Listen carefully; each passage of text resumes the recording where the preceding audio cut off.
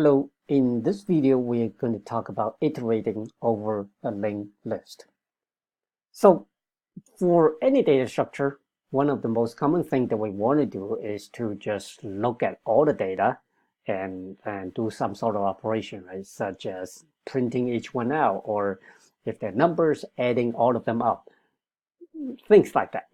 Now, for a linked list in particular, the way to iterate over each piece of data is, well, we start from the head and then look at the each node, the dot data attribute, and then we go on to the next one by following the dot next attribute until the very last node where the dot next attribute is pointing to none. Right, so this should be a review. So let me just write this up quickly. So I'm just going to call this an iter function. So now in this iter function, the operation we want to do is just let's print out all the data in each of the nodes. And so as we said, we're going to start from the head. I'm going to call the pointer a current pointer. So as long as the current pointer is pointing to something, I'm just going to print out whatever the data is in the current pointer, and then move the current pointer to the next one. Okay, and now that I have written it, I'm going to test it by as before, I insert, 10, 20, 30, 3 pieces of thing, data, and I'm going to just call the iter function. So hopefully I wrote this correctly, and there. Again, because we are adding to the head, the first integer is 30, and then 20, and then 10. Okay, and just as a review, the way that this works is, again, we start with the very first piece of data that is at the head, and then we print out what's in the head, data 0.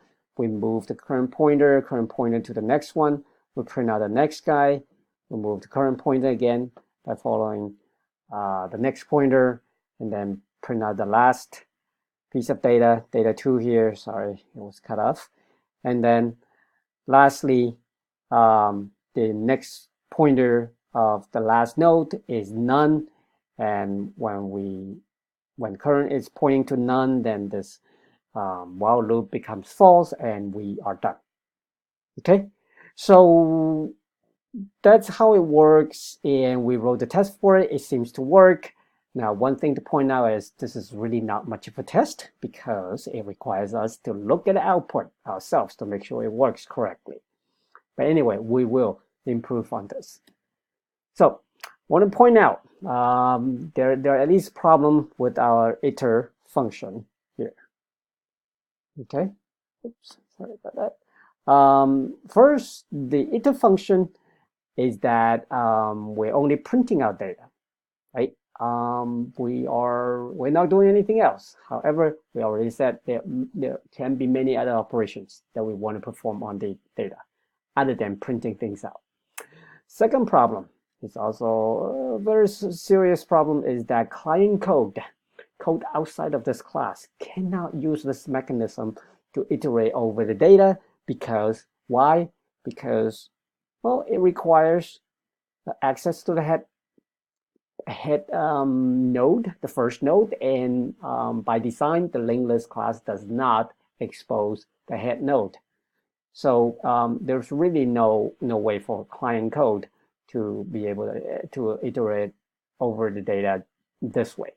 So what we really want is, we can look at the Python list as an example. It actually provides a way for arbitrary code to look at all the data in the linked list. However, these arbitrary code, whether it's code inside the class or outside of the class, they really don't want to worry about how to iterate over the entire list. All the details about the head, the dot next pointer, etc. they really don't care about that. All they want is just give me all the data, right?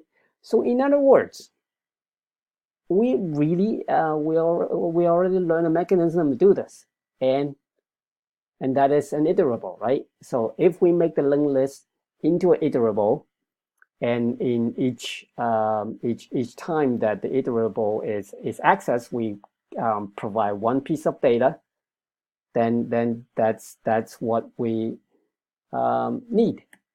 So okay, so given that now you are iterable experts, so pause for a moment, think about how you want to do, how you can do this and make linked list into an iterable. Okay, so assuming you've done that, I'm going to show you how to do it. It should be fairly straightforward. So I'm going to use a generator to write this iterable. So I'm going to turn this iter into the dunder iter method.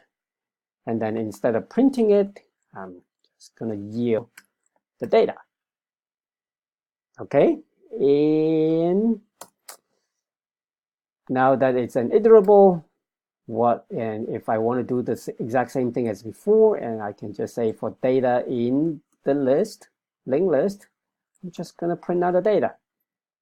So let me run this, and hopefully I got everything right. And there we go. We did exactly the same thing as before, but now client code or test code can access all the data inside the linked list. Okay.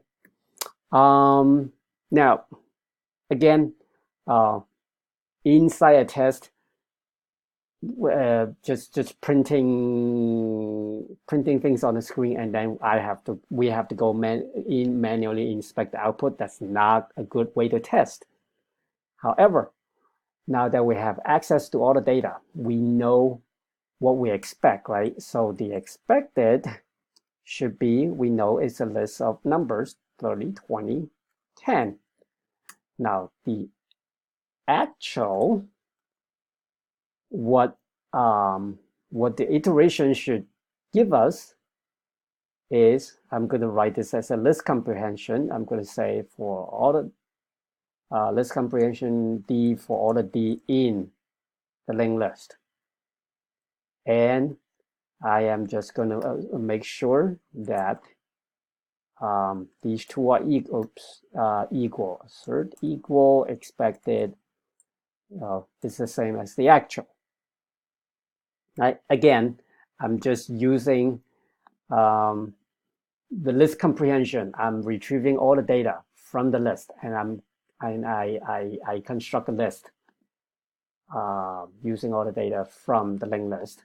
And this list from this list generated from the linked list should be the same as the list that I'm expecting. So let's run this, and yes, so it all works out good. Okay. Okay, all right. So now here's another exercise for you. Now that the linked list is an iterable, it's actually very useful that we can actually, a lot of the things that we've done before that takes quite a bit of code can actually be vastly simplified now. So for example, the dunder string method for the linked list. We all know what it should do. It should return a string that shows all the data in the linked list, right? Now, write it without using the iterable, and then write a version of it using the iterable. And I hope that once you've done that, you see you appreciate iterable even more. So pause the video, give that a try. Okay, assuming you've done that, now I'm going to show I've already written up the version that did not use iterable. So again, we basically just have to visit every node in the linked list and then build a string from the data in every node, right? And this is what it looks like. It should be very familiar to you. And I already have a test method. And when you run it, okay, I went run it. That's fine. I use 1, 2, 3. I'm going to use 10, 20, 30. It's fine. Doesn't make a difference. So it works. Now, but if you look at the way this standard method is written, it really looks like the dunder iter, right? We start from the head, and as long as the current pointer, we do something with the current data, and then we move the current pointer. So can we write this using the iterable instead? Well, yes, we can, and I'm going to use the string join method. If you don't remember how it works, look it up. But basically, I'm going to give it a Python list of all the data turned into a string for the inside myself, right? Remember, self is just a linked list. So I'm just saying for all the data in the linked list, turn each piece of data into a string, and then I'm going to construct a list of all the data that's turned into a string. And then now that I have a list of string, I'm going to join them by a space. Okay, and I don't need anything else here. So let me go back for my test, and then I'm going to run it again, and there. That's that. So if you look at stare at this dunder string method using iterable, it's quite simple, quite straightforward. We don't have to repeat a lot of the code that dunder iter is already doing us. And actually, the real beauty is I don't need to worry about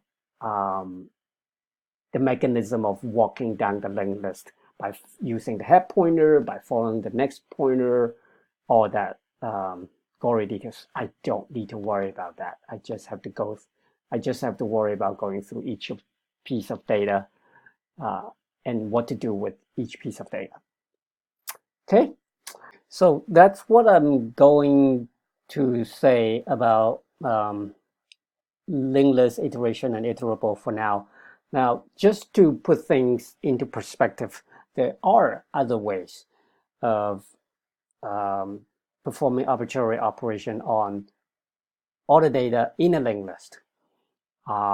Specifically for those of you who took 3B, and especially for those of you who took 3B with me, or anyone who has heard of or understood about data structure traversal with a visitor function.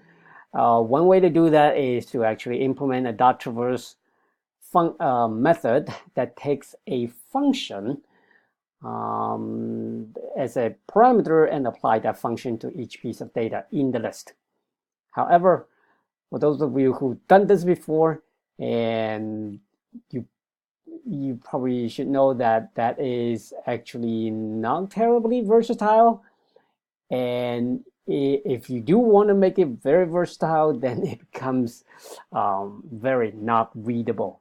So that's why Python, the iterable, is a much better way, and that is why actually the Python, the language itself, actually define the standard way of writing an iterable, and it's something that is actually has been very widely adopted to other languages such as Java. So it's a good thing that you learn and understand this well.